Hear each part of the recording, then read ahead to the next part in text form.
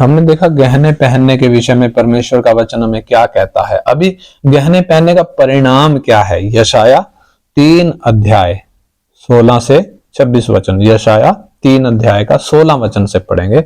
गहने पहनने वालों के विषय में परमेश्वर साफ तौर पर क्या चेतावनी दे रहा है।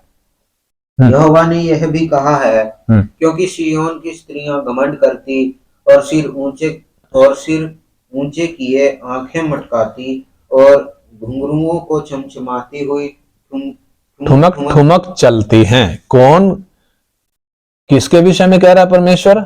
सिय्योन की स्त्रियां, यानी इस्राएली स्त्रियों के विषय में परमेश्वर साफ साफ कह रहा है, क्योंकि सिय्योन की स्त्रियां घमंड करती और सिर ऊंचे किए आंखें मटकाती और घुंघरुओं को छमछमाती हुई ठुमक ठुमक चलती हैं, इसलिए प्रभु यहोवा उनके सिर को गंजा करेगा और उनके तन को उघड़वाएगा।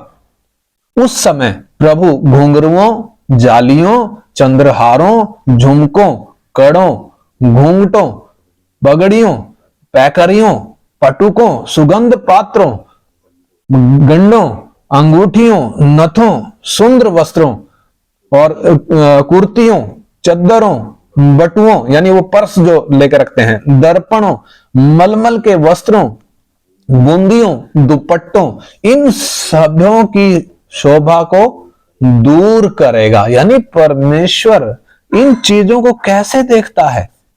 यानी तुमने ये जो गहने पहन रखे हैं, तुमने ये जो हाल कर रखा है दूसरों को दिखाने के लिए, तुम जो ये अपनी ये हालत कर रहे हो, तुम्हारी हालत क्या होगी? तुम्हारे सिर को परमेश्वर गंजा करेगा, तुम्हारे तन को परमेश्वर उगड़वाएगा और इन सबों की शोभा को दूर करेगा। हाँ, सुगंध के बदले सड़ाहट। हाँ, सुगंध, ये जो तुम वो सेंट छिड़कते हो, उधर लिखा है ना वो सुगंध पात्रों, यानी वो सेंट छिड़कने का पात्र। परमेश्वर कह रहा सुगंध के बदले सड़ाहट, सुंदर करधनी के बदले बंधन की रस्सी। हाँ, सुंदर करधनी के बदले बंधन की रस्सी, गुथे हुए बालों के बदले गंजापन। हाँ, वो करधनी क्या होती है? ये जो इधर कमर पे जो बांधते हैं, उसके बदले में परमेश्वर कह रहा है बंधन की, गुलामी की रस्सी। गुथे हुए बालों के बदले गंजापन। हाँ, गूंथे हुए बालों के बदले गंजापन। सुंदर पटुके के बदले टाट की पेटी। हाँ, सुंदर पटुका, उसके बदले टाट की पेटी। टाट की पेटी का मतलब क्या है? जब इस्राएली, जब कोई विपदा आती थी, जब वो विलाप करते थे, तब वो टाट पहनकर विलाप करते थे। और ये टाट किस चीज की निशानी है? विलाप की निशानी है। परमेश्वर कह रहा है सुंदर पटुके के बदले टाट की पेटी और सुंदरता के बदले दाग हो। हाँ, तुम अपने चेहरे को जो पोत कर सुंदर दिखाने का प्रयास करते हो, उस सुंदरता के बदले दाग होंगे। तेरे पुरुष तलवार से और शूरवीर युद्ध में मारे जाएंगे। युद्ध में तुम्हारे शूरवीर मारे जाएंगे और उसके फाटकों में सांस भरना और विलाप करना होगा। हाँ, उसके फाटकों में हालत क्या होगी? सांस भरेंगे लोग, विलाप करेंगे लोग, और वो भूमि पर अकेली बैठी रहेगी। हाँ, यानी परमेश्वर इस्राएल के विषय में, पुराने नियम में इस्राएल के विषय में इतना जलन से भरा हुआ है। क्या देखकर मेरे चुने हुए लोग अपनी पवित्रताई को छोड़कर, पवित्र परमेश्वर के साथ के संबंध के लिए उनको जो जलन होनी चाहिए वो छोड़कर ये अन्य जातियों वाला काम कर रहे हैं। इसलिए उसका बदला परमेश्वर कैसे दे रहा है? मैं एक बार फिर कहता हूं, उधर जो वचन हमने पढ़ा, परमेश्वर कह रहा है तुम्हारे सिर को मैं गंजा करूंगा, तुम्हारे तन को मैं उगड़वाऊंगा और तुम्हारी शोभा को मैं दूर कर दूंगा। सुगंध के बदले सड़ाहट, सुंदर करधनी के बदले गुलामी की रस्सी, गूंथे हुए बालों के बदले गंजापन, सुंदर पटुके के बदले टाट की पेटी और सुंदरता के बदले दाग होंगे। तेरे पुरुष तलवार से मारे जाएंगे, शूरवीर युद्ध में मारे जाएंगे और उसके फाटकों में सांस भरना और विलाप करना होगा। वो भूमि पर अकेली बैठी रहेगी। अब ऐसे में जब परमेश्वर इस्राएल के लिए इतने कठोर वचन जब बोल रहा है, मैं और आप हम मसीह की दुल्हन के तौर पर बुलाए हुए हैं।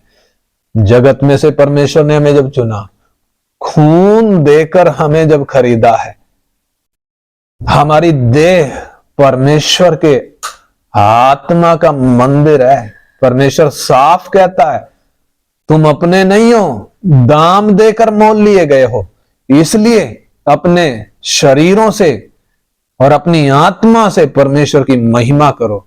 और जो परमेश्वर के इस मंदिर को नाश करेगा, परमेश्वर उसको नाश करेगा करके परमेश्वर की स्पष्ट चेतावनी नए नियम में भी हमारे लिए है। ऐसे में हम अपने शरीर को क्या दूसरों को आकर्षित करने के लिए सजाते हैं, मेकअप करके या गहने पहनकर या फैशनेबल कपड़े पहनकर या और दूसरे तरीकों से? परमेश्वर की साफ चेतावनी है, अगर हम भी इस्राएलियों के पद चिन्हों पर चल रहे हैं, इसका मतलब क्या है? दुनिया से हम अभी भी कटे नहीं हैं, दुनिया से अभी भी हम अलग नहीं हुए हैं। यानी वो अलगदाई जिसके विषय में परमेश्वर साफ कहता है, दूसरा कुरिन्थी 6 अध्याय में जब हम पढ़ते हैं, विश्वासी का अविश्वासी के साथ क्या नाता, तुम उनके बीच में से निकलो, अलग रहो, तो मैं तुम्हें ग्रहण करूंगा। अशुद्ध वस्तु को ना छुओ। अशुद्ध वस्तु है क्या? यही तो है। परमेश्वर कहता है, अशुद्ध वस्तु को ना छुओ तो मैं तुम्हें ग्रहण करूंगा। अगर फिर भी हम इस्राएलियों ने जो गलती करी, उन्हीं के पद चिन्हों पर यदि हम चलते हैं, जब इस्राएल को परमेश्वर नहीं बख्श रहा, तो दुल्हन को कैसे बख्शेगा?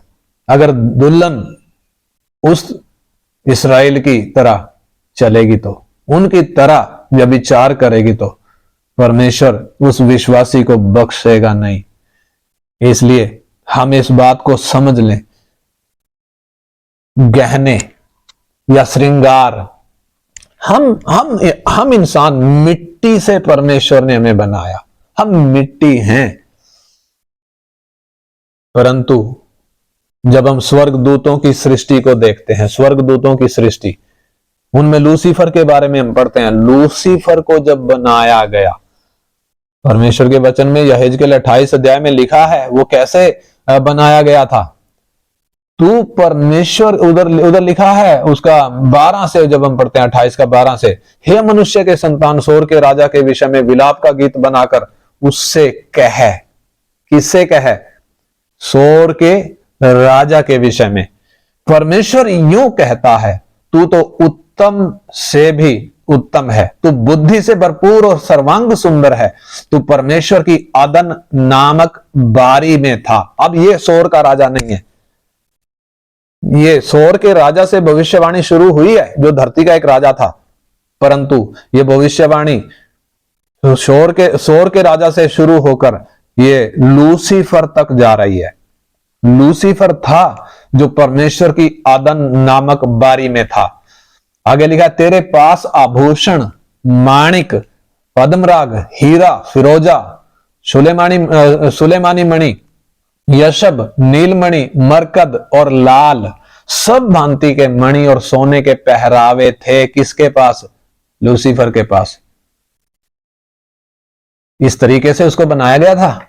और आगे लिखा, तेरे डफ और बांसुलियां तुझी में बनाई गई थी। जिस दिन तू सृजा गया था, उस दिन वे भी तैयार की गई थी।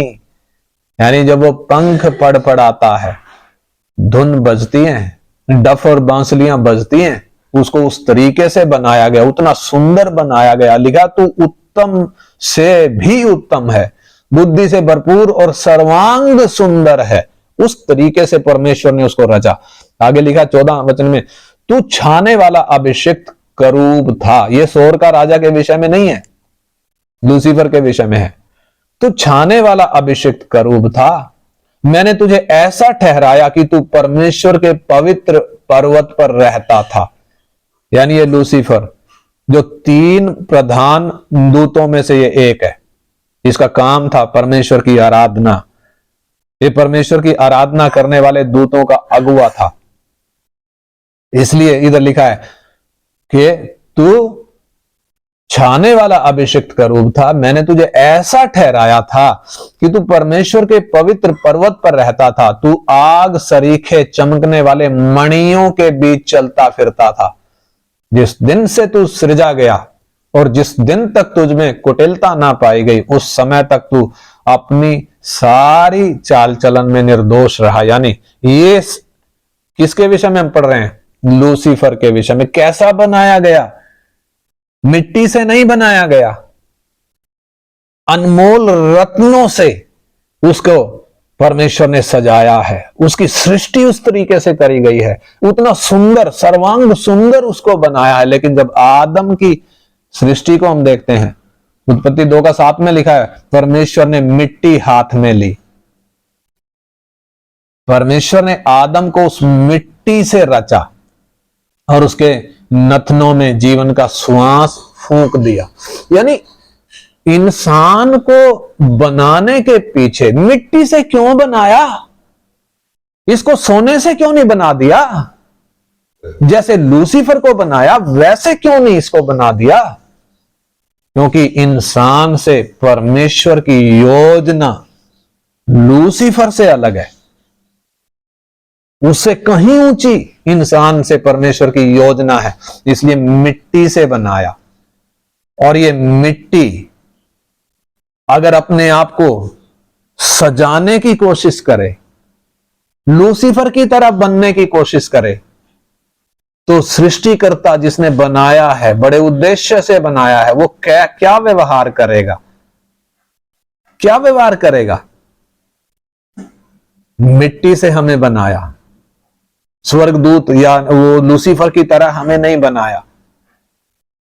इसलिए हमें अगर सुंदर दिखाना होता तो परमेश्वर मिट्टी के बजाय सोने से बना सकता था। हमें सोना टांगने की जरूरत ना पड़ती। जैसे लूसीफर को उसको उस तरीके के पहरावे जब उसके थे, सब भांति के मणियों और सोने के पहरावे जब उसके थे, हमारे भी परमेश्वर ऐसे बना सकता था या नहीं? या उसको बनाने में कुछ प्रॉब्लम थी? बना सकता था। क्यों नहीं बनाया? वो योजना नहीं है। और फिर जिस यीशु पर हम विश्वास करते हैं, जिस यीशु को हम अपना अगुआ मानते हैं, उस यीशु के जीवन से उदाहरण जरा देखें। यशायाह 53 अध्याय, उसका 53 अध्याय का 2 और 3 वचन, प्रभु यीशु मसीह के विषय में क्या लिखा है? हाँ, क्योंकि वो उसके सामने अंकुर के समान और ऐसी जड़ के समान उगा। हाँ, कौन? प्रभु यीशु मसीह के विषय में इधर लिखा है, क्योंकि वो उसके सामने अंकुर के समान और ऐसी जड़ के समान उगा, ऐसी जड़ के समान उगा जो निर्जल भूमि में फूट निकले। हाँ, कहां पर? निर्जल भूमि, जहां पर पानी नहीं है, उस निर्जल भूमि में से क्या फूट रहा है? अंकुर फूट रहा है। हाँ, आगे, और ऐसी जड़ के समान उगा जो निर्जल भूमि में से फूट निकले। उसकी ना तो कुछ सुंदरता थी कि हम उसको देखते, कि हम उसको पसंद करते देखकर, हाँ? ना उसका रूप ही हमें ऐसा दिखाई पड़ा कि हम उसको चाहते। हाँ, उसका ऐसा रूप हमें कुछ अलग, कुछ खास, कुछ बहुत सुंदर हमें नहीं दिखाई पड़ा कि हम उसको चाहते। वो तुच्छ जाना जाता। हाँ, वो तो तुच्छ जाना जाता था और मनुष्यों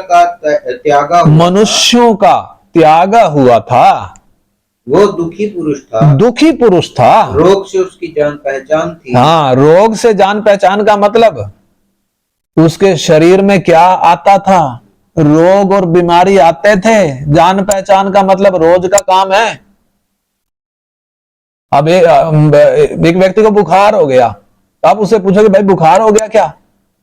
वो बोलेगा हाँ जी हो गया था। अब फिर अगले महीने फिर बुखार हो गया, उससे अगले महीने फिर बुखार हो गया। अब आप उसको जब बाद में जब पूछते हैं, वो क्या कहेगा? अरे रोज का ही काम है।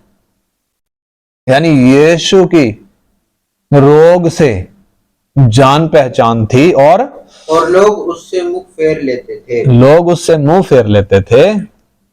हाँ, वो तुच्छ जाना गया वो तुच्छ जाना गया और हमने उसका मूल्य ना जाना। हमने उसका मूल्य, यानी हमारा प्रभु जब इंसान के तौर पर जब इस धरती पर आया,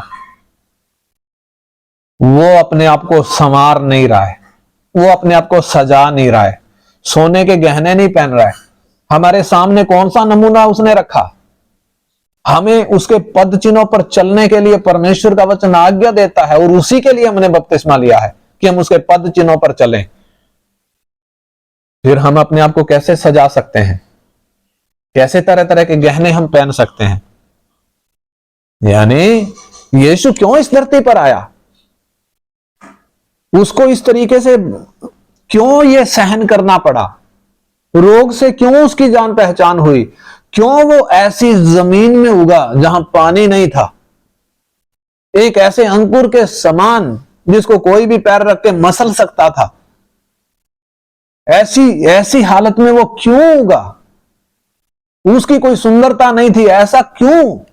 वो तुच्छ क्यों जाना गया? वो दुखी क्यों था? क्यों उसने ऐसा रूप धारण किया?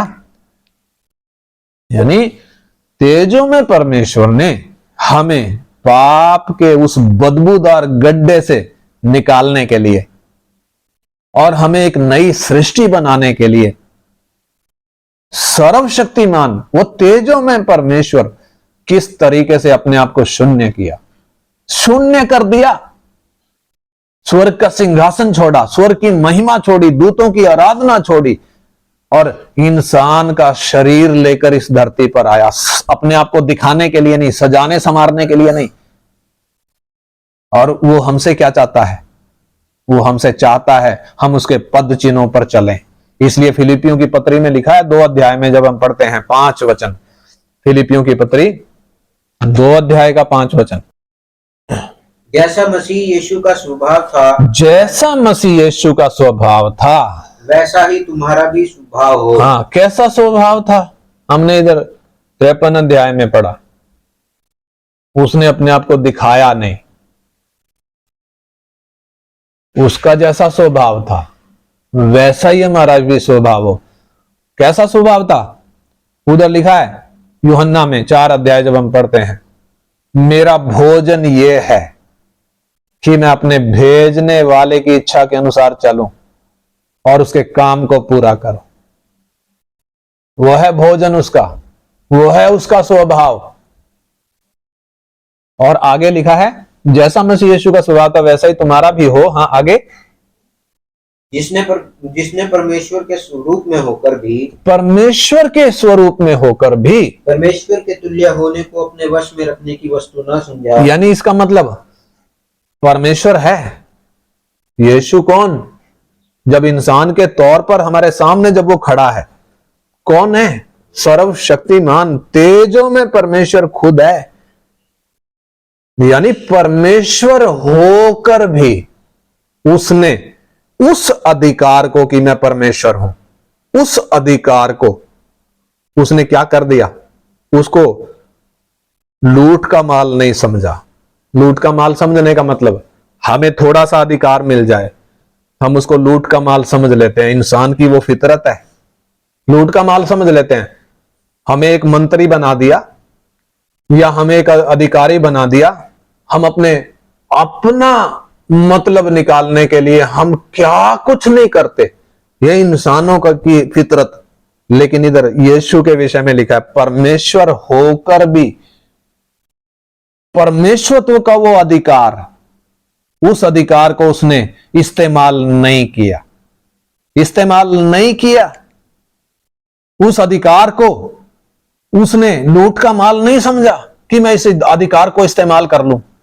मालूम है 53 अध्याय हम पढ़ रहे थे, उसका और आगे जब हम पढ़ते हैं उधर लिखा है वो सताया गया, सहता रहा, लेकिन उसने अपना मुंह नहीं खोला। भेड़ जैसे ऊन कतरने के समय चुप रहती है, भेड़ी जैसे वध होने के समय चुपचाप शांत खड़ी रहती है, उसने भी अपना मुंह ना खोला। अगर वो अपना मुंह खोल देता क्या होता? अगर वो अपना मुंह खोल देता एक दूत काफी था। यह धरती को एक किक मारता और यह धरती का कहीं पता ना मिलता। हम इंसान तो इस धरती पर क्या ही हैं, धूल ही हैं। हमारा कहां पता मिलता, हमारा ठिकाना कौन सा होता, हम जाते कहां। मालूम है उसके दूत कितने सामर्थी हैं। प्रकाशित वाक्य 20 अध्याय जब हम पढ़ते हैं, उधर लिखा है एक दूत शैतान को पकड़ेगा, उसको जंजीर से बांधेगा, अथाह कुंड में डालेगा। एक दूत में वो ताकत है। यीशु को जब क्रूस पर चढ़ाया जा रहा था, जब उसको बोला जा रहा था यदि तू मसीह है, यदि तू इस्राएल का राजा है, नीचे उतर कर दिखा, फिर हम तुझ पर विश्वास करेंगे। उसके मुंह पर थूका, दाढ़ी नोची, अपमान किया, लेकिन उसने अपना मुंह नहीं खोला। चुपचाप उसने सब कुछ सहन कर लिया। यानी परमेश्वर होकर भी अपने आप का इनकार किया। अपने आगे लिखा है 7 वचन पढ़ें, वस्तु ना समझा, वरन अपने आप को ऐसा शून्य कर दिया, अपने आप को शून्य कर दिया। और दास शून्य करने का मतलब जीरो कर दिया। जीरो करने का मतलब मैं जो हूं मैं वो दिखाऊंगा नहीं कि मैं क्या हूं। इसलिए यीशु ने एक बार भी ये भी नहीं बोला कि मैं परमेश्वर हूं। उसने एक बार भी वो बात नहीं दिखाई, वो अधिकार नहीं दिखाया। अपने आप को शून्य कर दिया और दास का स्वरूप धारण किया। दास का स्वरूप धारण किया। दास का स्वरूप कैसे धारण किया? उसने चेलों के पैर धोए। कौन किसके पैर धो रहा है? सर्वशक्तिमान परमेश्वर जब शरीर में होकर इंसान के तौर पर जब आया है, पूर्ण मनुष्य के तौर पर जब आया है, कैसे? अपनी सृष्टि मनुष्य के जो पाप से ग्रसित है उसका क्या कर रहा है? पैर धो रहा है। पापियों के साथ बैठकर खाना खा रहा है। वो व्यभिचारिणी स्त्री पास में आई, उसके पैरों को अपने आंसुओं से भिगोया, अपने बालों से पोंछा। यीशु ने यह नहीं बोला तू पापी नहीं है, मेरे को हाथ ना लगा। खून बहने वाली एक स्त्री आई, उसके वस्त्र को छू लिया। अगर हम व्यवस्था पढ़ें, ऐसे व्यक्तियों को हाथ नहीं लगा सकते। यीशु ने कोड़ियों को छूकर चंगा किया। यानी पवित्र परमेश्वर जब इंसान के शरीर में होकर आया, दास का स्वरूप धारण किया, सेवा करी। वो बोलता है मैं सेवा करवाने नहीं आया हूं, मैं तो सेवा टहल करने आया हूं। दास का स्वरूप धारण किया और मनुष्य की समानता में हो गया। मनुष्य की समानता में क्यों हो गया? बपतिस्मा क्यों लिया उसने? उसको तो बपतिस्मा लेने की आवश्यकता ही नहीं थी, पाप उसमें था ही नहीं, कोई गलती कभी उसने करी नहीं। एकमात्र है मानव इतिहास में जिसने कभी गलती नहीं करी, जिसके अंदर पाप नहीं था। फिर बपतिस्मा क्यों लिया? अपने आप को क्या किया? मनुष्य की समानता में अपने आप को बना दिया। क्रूस की भयंकर मौत उसने सह ली मनुष्य के तौर पर, और मनुष्य के रूप में प्रकट होकर अपने आप को दीन किया। यह है यीशु का स्वभाव। हम देख रहे हैं प्रभु यीशु मसीह का स्वभाव। अपने आप को दीन किया, अपने आप का इनकार किया। परमेश्वर हूं करके वो अधिकार उसने इस्तेमाल नहीं किया। अपने आप को शून्य कर दिया, दास बन गया, मनुष्य की समानता में हो गया, अपने आप को दीन किया और यहां तक आज्ञाकारी रहा कि मृत्यु, हां क्रूस की मृत्यु भी सह ली। लेकिन हम विश्वासी जिन्होंने बपतिस्मा लिया, कई तो बपतिस्मा भी वो गहने पहन कर ले लेते हैं। जो बपतिस्मा दे रहा है उसको भी वचन की वो गंभीरता मालूम ही नहीं है। वो खुद भी गहने पहनता है, उसके परिवार के भी गहने पहनते हैं, इसलिए विश्वासियों को भी वो गहने पहनने की इजाजत देता है। क्यों गहने? क्योंकि क्या करना है? दिखाना है अपने आप को। तर्क क्या देते हैं? वचन में लिखा है, जबकि वचन को, उसके अर्थ को वो सही तरीके से समझते नहीं है। यीशु हमारा नमूना है। यीशु ने अपने आप को कैसे किया? यीशु मसीह का जैसा स्वभाव था वैसा मेरा स्वभाव होना है, वैसे आपका स्वभाव होना है। कैसे होगा? उसने तो अपने आप को दीन किया, क्या आप करेंगे? उसने तो अपने आप को जीरो कर दिया, परमेश्वर होकर भी वो अधिकार इस्तेमाल नहीं किया, क्या हम करेंगे? वो तो दास बन गया, दूसरों की सेवा करी, मनुष्य की समानता में हो गया, आज्ञाकारी निकला। क्या बोलता है? हे पिता, हो सके तो ये कटोरा मेरे सामने से हट जाए, फिर भी मेरी नहीं तेरी इच्छा पूरी हो। क्यों ऐसी प्रार्थना कर रहा है? मालूम है ये कटोरे का मतलब क्या है। जब ये कटोरा परमेश्वर संसार को जब पिलाएगा, परमेश्वर वो कटोरा जो यीशु ने पिया वही कटोरा संसार को पिलाएगा। और जब पिलाएगा, संसार की हालत क्या होगी? परमेश्वर के वचन में साफ तौर पर लिखा है। यीशु को मालूम है मैं ये कटोरा पीऊंगा तो कितना भयंकर वेदना से होकर गुजरना पड़ेगा, क्योंकि परमेश्वर का क्रोध वो कटोरा दिखाता है। परंतु उसने अपनी इच्छा ना करके पिता की इच्छा को चुना। मैं और आप किसकी इच्छा को चुनते हैं? क्या अपनी इच्छा पूरी करते हैं या पिता की इच्छा को पूरा करेंगे? यीशु ने कोई मेकअप नहीं किया, यीशु ने कोई गहना नहीं पहना, उसने आज्ञाकारिता का नमूना हमें दिया। उसने अपने आप को शून्य करने का नमूना हमें दिया, दास का रूप धारण करके हमारे सामने नमूना दिया। परमेश्वर के अधिकार को उसने इस्तेमाल नहीं किया, उसने मुंह नहीं खोला। मैं और आप, हमारे लिए आज्ञा है जैसा यीशु मसीह का स्वभाव था वैसा ही तुम्हारा भी स्वभाव हो। एक विश्वासी के शरीर के द्वारा परमेश्वर की योजना, यह शरीर परमेश्वर का मंदिर है, हम इसको अशुद्ध ना करें। परमेश्वर स्पष्ट चेतावनी देता है। रोमियो की पत्री 12 अध्याय जब हम पढ़ते हैं, परमेश्वर कहता है परमेश्वर को भावता हुआ हम बलिदान चढ़ाएं। अपने किसको? अपने शरीरों को जीवित और पवित्र और परमेश्वर को भावता हुआ बलिदान करके चढ़ाएं। परमेश्वर की साफ आज्ञा है। लेकिन हम अपने शरीरों को जीवित कैसे बनाएं? अगर हम सजाते संवारते हैं, गहने पहनते हैं, तो ये जीवित कहां रहा? ये पवित्र कहां रहा? ये परमेश्वर को भावता हुआ कहां रहा? इजराइलियों ने जो गलतियां करी, कहीं वही गलतियां हम तो नहीं कर रहे। इफिसियों की पत्री 2 अध्याय में उसका 3 वचन में जब हम पढ़ते हैं, हम पहले कैसे थे? अपने मन और शरीर की लालसाओं में दिन बिताते थे, अपने मन और शरीर की लालसाएं पूरी करते थे, स्वभाव से क्रोध की संतान थे। लेकिन परमेश्वर की दया जब हम पर हुई, परमेश्वर की दया अनुग्रह के द्वारा हमारा उद्धार हुआ। लेकिन उद्धार पाने के बाद भी क्या आप भी शरीर और मन की इच्छाएं पूरी करेंगे? और कुलूसियों की पत्री 2 अध्याय का 11-12 जब हम पढ़ते हैं, उधर लिखा है तुम्हारा ऐसा खतना हुआ है जो हाथ से नहीं होता। यानी मसीह का खतना। मसीह का खतना मतलब शारीरिक देह उतार दी जाती है।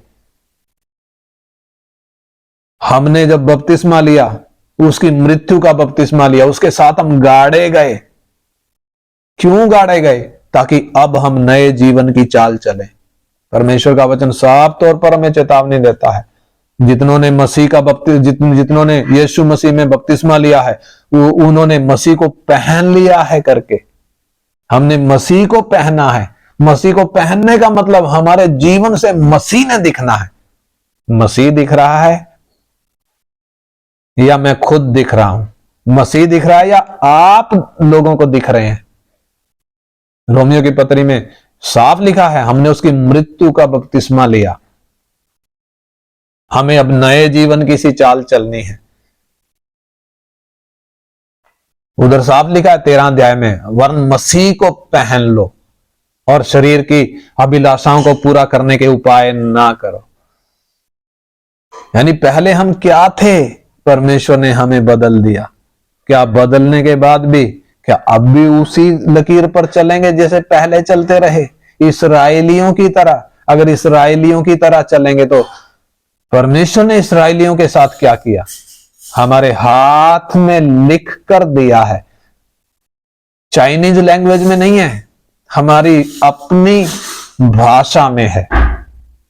अगर अपनी भाषा में हमारे हाथ में परमेश्वर का वचन है, फिर भी हम यदि उसको इग्नोर करेंगे तो फिर कोई पश्चाताप बाकी नहीं रहेगा, फिर तो पछताना रह जाएगा। इसलिए जैसे हमने वो पहला पत्रस 3 अध्याय का 5 वचन में पढ़ा, पुराने नियम में पवित्र स्त्रियां अपने आप को कैसे संवारती थी, कैसे संवारती थी? मन की दीनता और अविनाशी सजावट से वो अपने आप को संवारती थी। लेकिन हम कैसे संवारते हैं? क्या हम अब भी दिखाने के लिए श्रृंगार करते हैं? अगर ऐसा है तो आइए हम परमेश्वर के वचन को तोड़ मरोड़ करने की बजाय इसके सही अर्थ को समझकर परमेश्वर को भावता हुआ जीवन जिए। हम अपने नहीं हैं, परमेश्वर ने हमें दाम देकर मोल खरीदा है। हमारा शरीर परमेश्वर की महिमा इस शरीर से होनी है। इस शरीर को जीवित, पवित्र और परमेश्वर को भावता हुआ हमने बनाना है। लेकिन अगर इसमें हम अपना कुछ इसमें इस्तेमाल करेंगे, तो दिखाने के लिए अगर इसको इस्तेमाल करेंगे, तो परमेश्वर साफ कहता है, जो परमेश्वर के मंदिर को अशुद्ध करेगा, परमेश्वर उसको नाश करेगा करके साफ लिखा है। इसलिए आइए अपने आप को हम पवित्र करें, अपने शरीरों को जीवित और पवित्र और परमेश्वर को भावता हुआ बलिदान करके चढ़ाएं। यही हमारी आत्मिक सेवा है। परमेश्वर का वचन कहता है, पुराने मनुष्य को उसके कामों समेत आइए हम उतार फेंकें, आइए हम मसीह को पहन लें। आइए हमारे जीवन से लोगों को मसीह दिखाई दे। हम लोगों के लिए ठोकर का कारण ना बने। आज बहुत लोग संसार की तरह जीते हुए, वचन का इनकार करते हुए जब चल रहे हैं, दुनिया के लिए ठोकर का कारण बन गए। आइए हम ठोकर का कारण ना बने, हम दुनिया के लिए आशीष का कारण बने। मुझे क्यों चुना परमेश्वर ने? ताकि मसीह मेरे जीवन से लोगों को दिखे। परमेश्वर ने कहा तुम जगत की ज्योति हो। आइए हम ज्योति बनकर चमके। टेढ़े और हठीले लोगों के बीच में हमारा जीवन जलते दीपकों की तरह हो। अपने आप को निर्दोष और निष्कलंक बनाकर, परमेश्वर के ग्रहण योग्य बनाकर, आइए हम उसके नाम को रोशन करें, उसकी महिमा को प्रकट करें। आइए अपनी इच्छा को त्याग कर, कपट को त्याग कर, दिखावे को त्याग कर, आइए हम उसकी इच्छा के लिए जिए। वही हमारी बुलाहट है। वो चाहता है हमारे द्वारा वो दूसरों को प्रकट करे। वो चाहता है, हमारा सौभाग्य है कि वो हमारे द्वारा दूसरों पे प्रकट होना चाहता है, हमारे द्वारा अपनी महिमा प्रकट करना चाहता है। हमारा सौभाग्य है। अगर हम नहीं माने, उखाड़ के फेंक देगा, दूसरे को मौका देगा। आइए हम ये मौका हाथ से ना जाने दें। परमेश्वर की इच्छा के लिए जिए, उसको भावता हुआ जीवन जिए। Hallelujah, hallelujah. बपतिस्मा लेने के लिए जब हम जाते हैं, गहने पहन कर नहीं जा सकते। अगर मैं गहने अभी भी पहन रहा हूं, इसका मतलब मैं अपने लिए अभी तक मरा नहीं हूं, अभी तक भी अपने लिए मरा नहीं हूं। बपतिस्मा कौन ले सकता है? जो अपने लिए मरा हो। हालेलुया।